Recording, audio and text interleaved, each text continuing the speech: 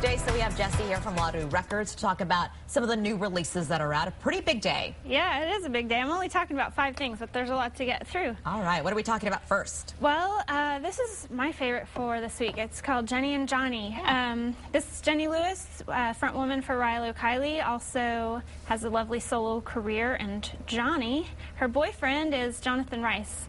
So these guys are getting a lot of comparisons to She and Him, which are a fantastic duo, but they're not very similar in sound, actually. I love what these Jenny and Johnny have going on, and they're going to play our store next month, so we'll be talking about this one again. It's definitely rock influence. They've got these really sweet little harmonies. It's this great indie pop record. I strongly recommend it. All right, and something else, something different is Ryan Bingham. Yes, totally different, but oh my gosh, so anticipated.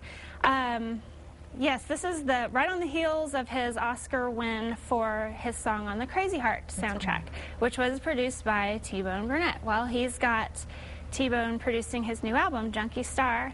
It's just a real slow burner, and I mean that in the best of ways.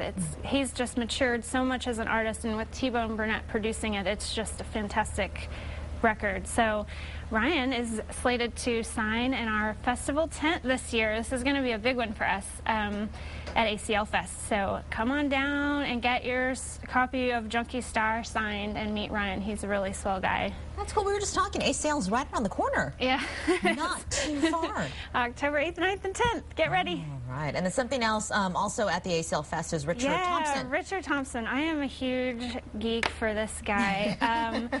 I was reading a really cool article this morning on LATimes.com. They were saying that he's one of the few artists to come out of the folk rock scene of the 60s who is looking toward his future as much as he's paying attention to what he's accomplished in his past. I'm paraphrasing there, but I think that's so appropriate for this artist. He's just continuing to be inspired and making wonderful music and just ever creating. So how cool is that? That's very cool. You know, that's really what being an artist is all about, you know, evolving and learning from your past experiences, looking to the future. I think this is this album stands on its own. A lot of those artists that were releasing records that were just so huge in the 60s are like, yeah, remember me what happened? Yeah, but he doesn't need to do that in the least. He's super talented.